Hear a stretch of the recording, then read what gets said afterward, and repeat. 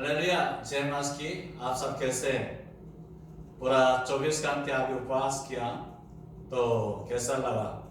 आत्मिक बहुत तंदुरुस्त होगा आत्मा, और शरीर थोड़ा कमजोर होगा। कोई बात नहीं, परमेश्वर आप सभी को खूब आशीष दे देंगे। बड़ी खुशी है कि ऐसा हालात में कि पूरा दुनिया में कोरोना वायरस फैला हुआ है, फिर भी हमारा बेहतर मिशन अपना चुनौती का काम छोड़ा नहीं। उचित है हम 3 दिन का उपवास रखना था, लेकिन इस बार ये मजबूरी के कारण 2 दिन का उपवास रखा, और फिर भी आप सभी लोग मौजूद हुआ है, और वो पूरा 2 दिन के लिए आपने उपवास रखा और साथ दे दिया। बहुत धन्यवाद। जितना आप लोगों ने प्रभु के यीशु मसीह के सामने उपवास के साथ प्रार्थना विनती किया, मैं पूरा यकीन करता हूँ वो पूरा कबूल हो चुका है। हालेलुया।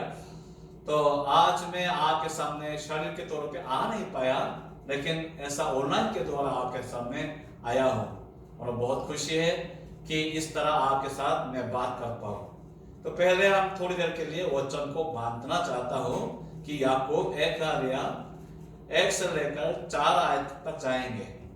याकूब 1 से लेकर 4 आयत तक मैं आपके साथ पढ़ता हूँ।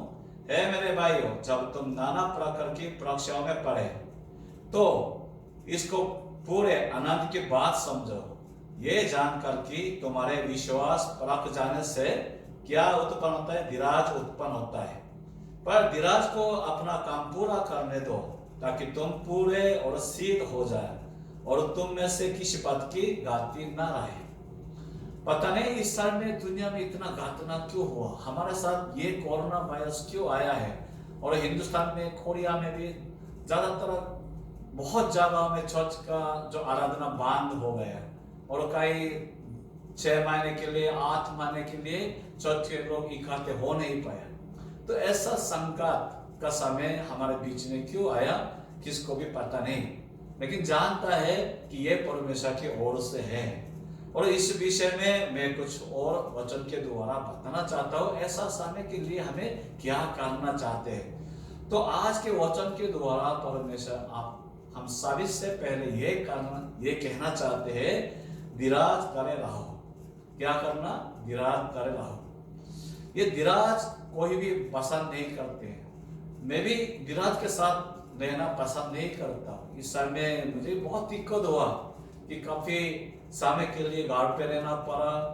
ऐसा जो खेल करना चाहिए था वो कर नहीं पाया। बीच बीच में लोगों के पास जाकर सुसमाचार का ऐसा प्रोग्राम करना चाहिए था, वो कर नहीं पाया, और घर पे बैठे रहा। ओ प्रभु, ये क्या है? क्यों मुझे जाने नहीं दे रहा? सारा मारो क्यों बंद किया? हम क्या करें प्रभु? हम प्रभु से बहुत शिकायत भी किया और विनती भी किया, फिर भी प्रभु कुछ बोला नहीं, कुछ बताया नहीं। पता नहीं वो क्या चाहते हैं। लेकिन आज के वचन के द्वारा हमें साफ साफ जवाब मिल गया। ऐसा क्या है? ऐसा समय आएगा ना, तो ऐसा परख जाने से क्या होता है? धीरज उत्पन्न होता है। इसलिए आज का वचन ये कहते हैं, मेरे भाइयों, जब तुम नाना प्रकार की परीक्षाओं में पड़े तो इसको आनंद की बात समझो। ये कोई दुखी बात नहीं, बुरी बात नहीं, ये बड़ी आनंद की बात है। क्यों आनंद की बात है? सबसे पहले मैं इसको बताना चाहता हूँ, क्योंकि ये धीरज के समय जिनके जीवन में आएगा, ये धीरज के समय जिस समाज के बीच में आएगा, इसका मतलब है अभी परमेश्वर उन्हीं को इस्तेमाल करने जा रहे हैं। क्योंकि पूरा वचन को आप पढ़ के देखो, चाहे दाऊद के जीवन को देखो, यूसुफ के जीवन को देखो, मूसा के जीवन को देखो, हर एक एक व्यक्ति के जीवन में जरूर ये देखने को मिलता है कि वो काफी समय के लिए धीरज धरे रहा। मतलब यूसुफ के लिए तो 13 साल, मूसा के लिए 40 साल, दाऊद के लिए 10 साल, ये सब धीरज धरे रहना पड़ा। मतलब ये प्रभु यूसुफ को मिस्र देश का मंत्री बनाने से ठीक 13 साल पहले उन्हीं को ऐसा मुसीबत में डाल दिया और ऐसा धीरज धरे लेने दिया। और मूसा को 40 साल बयाबान में जंगली स्थान में रहने दिया।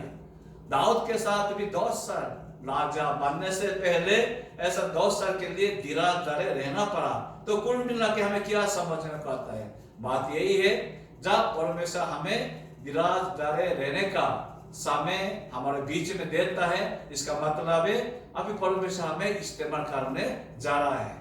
जब ये दिराज का समय समाप्त होगा, खत्म होगा, तो परमेश्वर हमें इस्तेमाल करना शुरू करेंगे। तो इसलिए मैं मानता हूं कि बार बार हम कहते हैं दुनिया पर आज के समय बेदारी आने वाला है और पूरा संसार की दुनिया के हर कलीसिया को अभी ये दिराज का समय में बिठाया। तो इसका मतलब है ये समय चले जाएगा, तो इसके बाद पूरा दुनिया में ये बेदारी का समय जरूर आ जाएगा। इसलिए मैं चाहता हूं कि आप लोग भी इस दिराज रहने में कोई पीछे ना हटते, इस बात को खुशी माने और उम्मीद के साथ, आनंद के साथ इस समय को देखें और ऐसा दुआ करें, ओ परमेश्वर मैं बढ़िया से इस समय को बिताना चाहता हूं, जो भी इस दिराज के समय मेरे जीवन में होना चाहिए वो पूरा होने दे। हालेलुया। और दूसरा यही है, ये दिराज का समय है, ये दिराज है, ये आज के समय में सबसे जरूरी चीजें हैं। आप सबको अच्छी तरह पता है, मत्ती के सुसमाचार 24 अध्याय में जाएंगे और 13 आयत में जाएंगे तो अंत तक दिराज दारे रहेगा, सिर्फ वही उधार पाएंगे। कौन उधार पाएगा? जो अंत तक दिराज दारे रहेंगे वही उधार पाएंगे। खाली वही नहीं है, वचन में कई जगह में बताया अंत के दिनों के बारे में, और हमेशा ये शब्दों सुनने को मिलता है, तो जो लोग अंत तक दिराज दारे रहते हैं सिर्फ वही उधार पाएगा। तो अभी हमें उधार पाने के लिए, आज के समय को जीने के लिए, अगर हमारे पास जो चीज होना चाहिए वो क्या होना चाहिए? दिराज करने का शक्ति होना चाहिए। हालेलुया। सब मिलके बोलेंगे आमीन। क्या होना है? दिराज करने का शक्ति हमारे पास होना चाहिए। अगर हम संकट के समय को सहन करने का शक्ति और जिस जगह पे रहना चाहिए, जिस विश्वास पे रहना चाहिए उस पे रहने का शक्ति हमारे बीच में ना हो, तो जब हमारे बीच में मुसीबत आएगा तो बहुत जल्दी हम अपना विश्वास को छोड़ के भाग जाएगा, यीशु को इनकार करेगा। तो ऐसा समय अपना विश्वास में कायम रहने का तरीका क्या है? सिर्फ एक ही है, वो क्या है? दिराज रहने का शक्ति हमारे पास होना चाहिए। इसलिए मैं मानता हूं अभी परमेश्वर हमारे अंदर में यही शक्ति पैदा करने के लिए, और दुनिया में अपना जितना दास है और अपना जितना लोग है, प्रजा के लोग है, उन सभी के जीवन में ये दिराज करने का शक्ति उत्पन्न करने के लिए ये कोरोना वायरस का समय दे दिया। इसके आगे क्या समय आएगा, क्या संकट का समय आएगा मुझे पता नहीं, लेकिन जो भी संकट का समय आएगा उसका मकसद सिर्फ यही रहेगा कि हमारे अंदर में दिराज करने का शक्ति पैदा हो जाए। हालेलुया। और फिर से मैं आगे और एक बात कहना चाहता हूं कि ये आज के वचन में क्या कहते हैं। आज का वचन यही कहते हैं, ये दिराज क्या काम करते हैं। 4 आयत में जाएंगे तो ऐसा लिखा है कि दिराज को अपना काम पूरा करने दो कि तुम पूरे और सिद्ध हो जाए। क्या कहते हैं? जब दिराज तुम्हारे जीवन में आएगा, दिराज के साथ जीवन जीना है तो उस दिराज को छोड़ना मत, दिराज से भागने की कोशिश मत करो। ऐसा दिराज को आपके जीवन में काम करने दो। आज का वचन में क्या लिखा है? दिराज को अपना काम पूरा करने दो। हालेलुया। पता नहीं वो दिराज हमारे अंदर में क्या ऑपरेशन कर रहा है, लेकिन वो काम कर रहे हैं, हमारे आत्मा को छू रहे हैं, वो चंगा कर रहे हैं, हमें बदल रहा है। हमारे अंदर में जो कामियां थी जिसके कारण परमेश्वर हमें इस्तेमाल कर नहीं पाया, उस चीज को दूर करने के लिए अभी परमेश्वर किसको इस्तेमाल कर रहा? दिराज को इस्तेमाल कर रहा है। इसलिए आज के वचन में यही बता रहा है कि दिराज को अपना काम पूरा करने दो।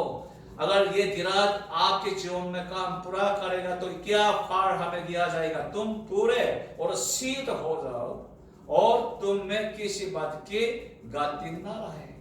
हम पूरे हो जाएंगे, सिद्ध हो जाएंगे और किसी बात की गलती नहीं रहेगा। मतलब कुल मिला के क्या है? परमेश्वर के योग्य बन जाएगा। हम परमेश्वर की महिमा के लिए तब से इस्तेमाल हो जाएंगे। आप देखो कितना सुंदर बर्तन हो, कितना अच्छा बर्तन हो, अगर उसमें जरा सा भी गंदगी पड़ा हुआ है, जब तक वो गंदगी वहां से हटाया नहीं जाएगा तो कोई उसको इस्तेमाल नहीं करते। बर्तन कितना अच्छा हो, अंदर में कुछ जरा सा भी सुराख हो तो उस सुराख के कारण ये हम उसको इस्तेमाल नहीं करते, लेकिन कोई उस गंदगी को हटाएगा, कोई उस सड़क को बढ़वा देगा और ठीक कर देगा, तो तब से इस्तेमाल करते हैं। हमारे जीवन में ऐसा होता है, कभी कभी परमेश्वर आपको इस्तेमाल करना चाहते हैं, आपके जीवन के द्वारा अपनी महिमा पाना चाहते हैं, बहुत कुछ करना चाहते हैं, फिर भी अगर आपके अंदर में कोई खामियां दिखेगा जिसके कारण परमेश्वर आपको इस्तेमाल नहीं कर पा रहे, तो परमेश्वर उसे ठीक करने के लिए क्या इस्तेमाल करता है? गिराज को इस्तेमाल करते हैं। और ये गिराज आपके अंदर में जो हम भी नहीं जानते वही खामियों को दूर कर देगा, हमें पूरा कर देगा, सिद्ध कर देगा और परमेश्वर के काम के योग्य बनाएगा। Hallelujah, hallelujah.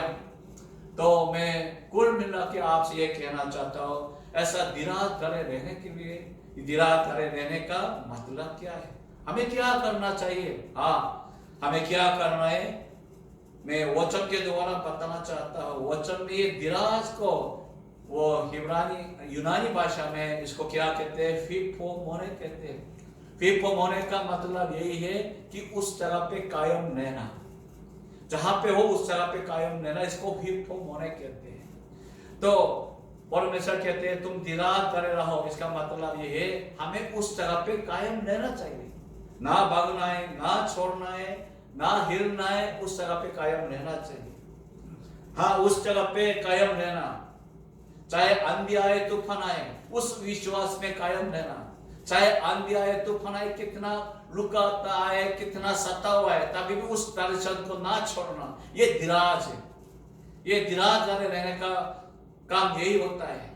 चाहे कितना मुसीबत आ जाए तभी भी प्रभु यीशु मसीह के सामने अपना विश्वास को रख के रहना, कभी उसको ना छोड़ना, ना हिलना उसमें से, ये धीरज धरे रहने का मतलब यही है।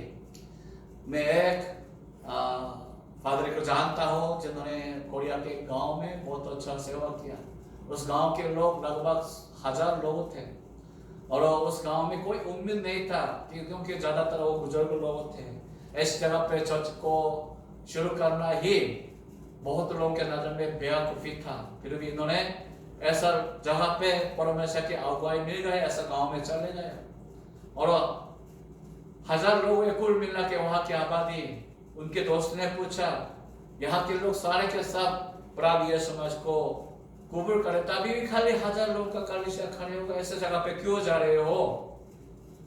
लेकिन उन्होंने ऐसा जवाब दे दिया, प्रभु इस जगह के लिए मुझे बुलाया और उन्होंने उस गांव में चले गया।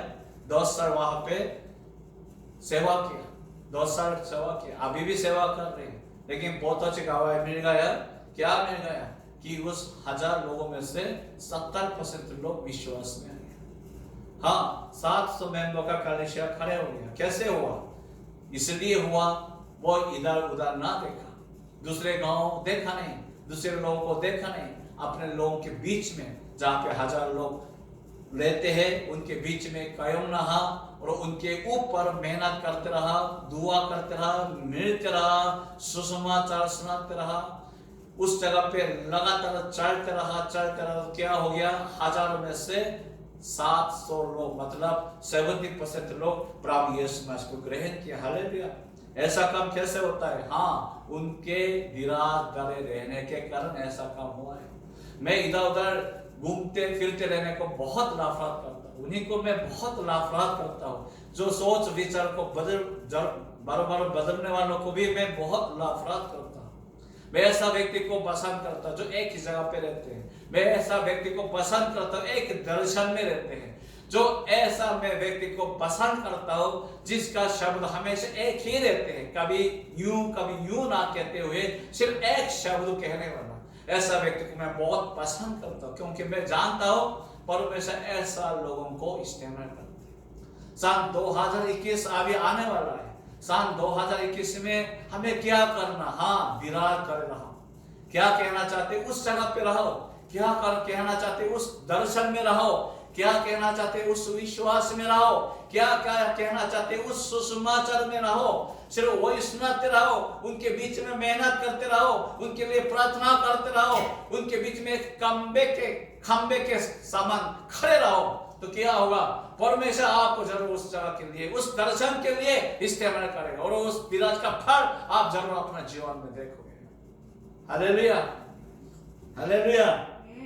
तो इसलिए मैं कहना चाहता हूँ, हाँ उम्मीद है अगले साल मार्च में मैं आपके बीच में आ पाऊंगा।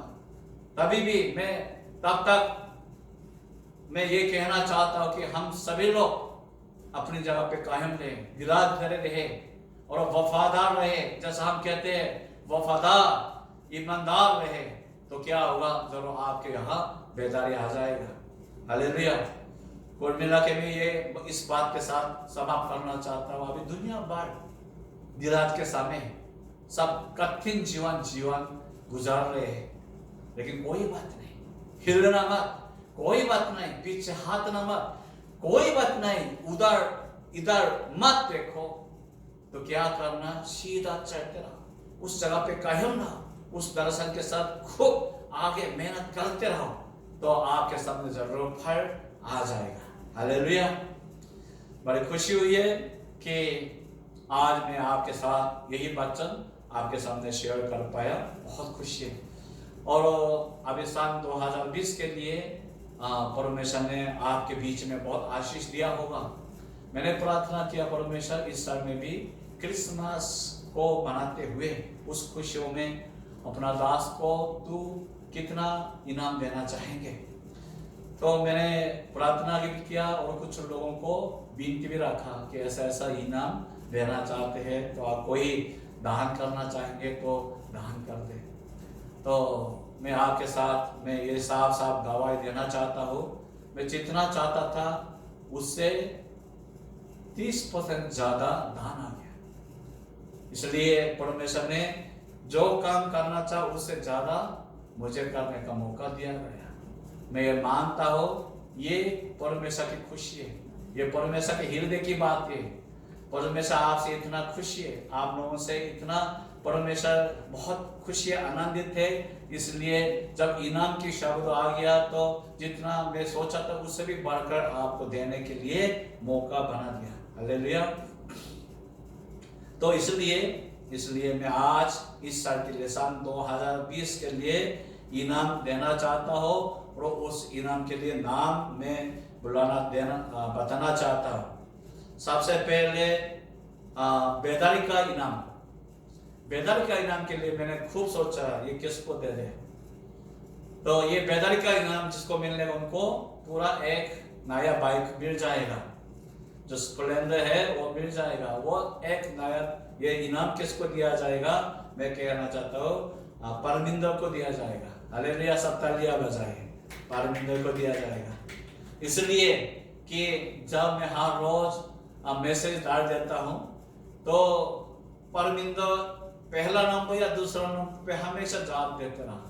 तो उनके जीवन में मैंने देखा ये बहुत इस साल में वफादार रहा, बहुत मेहनती व्यक्ति है, मेरा समझ में आ गया। तो मैंने फैसला किया कि इस साल के लिए जो बेदारी का इनाम परमिंदर को दिया जाएगा। हालेलुया। हाँ, और दूसरा जो वफादारी का इनाम, इनको एक सोलर पैनल सेट मिल जाएगा 50,000 रुपए का। तो वो किसको दिया जाएगा, चुतुमापुर में जो कलिशा चलाते राजकुमार को दिया जाएगा। हालेलुया। हाँ, इस समय बहुत बड़ी मेहनत किया, मैं तारीफ करना चाहता हूँ। और तीसरा जो ईमानदारी के इनाम है, वो इस समय चाहे कितना बीमार हो तभी भी कुछ हिला नहीं, खूब मेहनत किया और वो ईमानदार रहा, तो उसको मैं देना चाहता हूँ। फर्स्ट अंजेश को देना चाहता हूँ। उनके चर्च में एक वो आहूजा का ऑडियो सेट दिया जाएगा, जैसा हम नीतू भाई के भावन के लिए भी दिया था, तो अंजेश भाई के भावन के लिए भी दिया जाएगा। हालेलुया। और हाँ, ये तो बेदारी वफादारी ईमानदारी के इनाम है। और परमेश्वर ने ऐसा मौका भी दे दिया कि कुछ दान और आ गया, इसलिए हम कुछ लोगों को शाबाश कहने के लिए भी मैं इनाम देना चाहता हूँ। ये शाबाश का इनाम है, 2 जन को देना चाहता हूँ, भाई विजय और आवेश। 2 जन को देना चाहता हूँ। विजय और आवेश को क्या मिलेगा, नया बाइक लेने के लिए तो पूरा पैसा दे नहीं पाएंगे, उसका आधा 50% 30,000 रुपए का दान उनको दिया जाएगा। लेकिन पैसा नहीं दे देंगे, जब वो बाइक लेंगे तो उस वक्त इतना पैसा का मदद करेंगे। और बाकी आप सबके लिए आज ये इनाम पड़ा हुआ है, सब कंबर्ट और एक्स्ट्रा स्पेशल सपोर्टिंग भी इस साल के लिए आपको दिया जा रहा है। और आखिरी परमेश्वर यहाँ तक मुझे शक्ति दे दिया कि जो इस साल में मैंने वायदा किया था कि आप सबको RO मशीन दिलाएंगे, तो अभी तक थोड़ा थोड़ा करके दिलाया और 12 लोगों का रहेगा यार, परमेश्वर ये भी पूरा होने दे दिया। इसलिए वे जो बाकी 12 लोग जिनको मिला नहीं है तो उन्हीं को RO मशीन सब दिलाएंगे। तो इस महीने के अंत में सबको दिलाएंगे, लेकिन जिनके पास RO मशीन है तो हमें बताइए ताकि हम और कई किसी और के लिए इस्तेमाल कर पाए। हालेलुया। तो मैं समाप्त करना चाहता हूँ कि सन 2020 से है ये कोरोना के साथ हमें जीवन जीना पड़ा, और 2021 से हमें किसी संगत में जीना पड़ेगा, हमें पता नहीं, लेकिन बेदार रुकेगा नहीं, लेकिन परमेश्वर का काम रुकेगा नहीं, लेकिन परमेश्वर का ये दर्शन पूरा होते जाएगा। और सिर्फ परमेश्वर उन्हीं को इस्तेमाल करेगा जो अपनी जगह पे कायम रहेंगे, इस दर्शन में कायम रहेंगे, इस बुलावट में कायम रहेंगे, तो विराजदार रहेंगे, उन्हीं के साथ उन्हीं को परमेश्वर इस्तेमाल करेंगे। हालेलुया। सबको जय मसीह। सब मिल के प्रार्थना करते हैं। हे प्रभु यीशु मसीह, बहुत धन्यवाद आज इस मौका के लिए। हम पूरा 2 दिन उपवास के साथ प्रार्थना किया, और परमेश्वर 2021 में हमारे साथ क्या क्या होने वाला है प्रभु हमें पता नहीं, लेकिन हम चाहते हैं परमेश्वर तेरी इच्छा पूरा हो जाए। हम चाहते हैं तेरा नाम का बेदारी आ जाए। हम चाहते हैं कि जगह जगह में तेरा नाम से और सुसमाचार फैल जाए प्रभु। उसके लिए हमारा बेदार मिशन का सारे पासवान को और खूब इस्तेमाल करें। खास कर मैं ये चाहता हूँ कि सभी लोग विराजदार रहने वाला बन जाए, अपने बुलावट पे, दर्शन पे, अपनी जगह पे विराजदार कायम रहने वाला बन जाए, ताकि 2021 के लिए इनकी जीवन परमेश्वर के हाथ से खूब इस्तेमाल हो जाए। धन्यवाद के साथ ये दुआ प्रभु यीशु मसीह के नाम से मांगते हैं, आमीन। हालेलुया। जय मसीह।